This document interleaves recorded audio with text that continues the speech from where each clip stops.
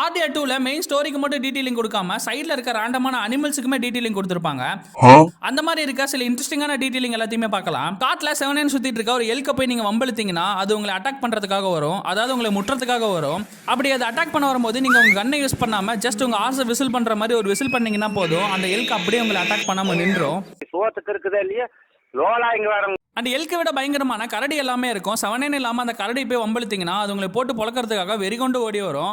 அந்த மாதிரி அது ஓடி வரும்போது எல்க விசில் பண்ணி நிறுத்தின மாதிரியே இந்த கரடியும் நிறுத்தலாம்னு நினைச்சீங்கன்னா அந்த கரடி உங்களை 2 பிச்சு போட்டு போயிடும். அதுக்கு பதிலாக விசில் பண்ணாம கன் எடுக்காம எதுவுமே பண்ணாம அமைதியா நின்னீங்கன்னா அந்த கரடி உங்களை எதுவுமே பண்ணாம எப்படி வந்துச்சோ அதே மாதிரி ரிட்டர்ன் கிளம்பி போயிடும், உங்களை எதுவுமே பண்ணாது. அண்ட் இது மட்டும் இல்லாம பேர்ட்ஸோட டீடைலிங் இன்னும் டாப் நாச்சா இருக்கும். அண்ட் இந்த பேர்ட்ஸ் எல்லாத்தையுமே நோட் பண்ணி பார்த்தீங்கன்னா ஒவ்வொரு பேர்டும் ஒவ்வொரு அனிமலை வேட்டையாடி சாப்பிட்டுட்டு இருக்கோம். ஃபிஷ், ரேபிட், ஸ்னேக்ஸ்னு நிறைய அனிமல்ஸை வேட்டையாடிட்டு இருக்கோம். அண்ட் இன்னும் கொஞ்சம் டீப்பாக உள்ள போய் பார்த்தீங்கன்னா பேர்ட்ஸ் எல்லாமே ஸ்னேக்ஸ் கூட சண்டை போட்டுட்டு இருக்கோம். இந்த ஆர்டிஆர் 2 கேமை நிறைய டீடைலிங்கோட ரெடி பண்ணியிருக்காங்க. இந்த மாதிரி எக்கச்சக்க டீடைலிங் உள்ள கொட்டி கிடக்கு.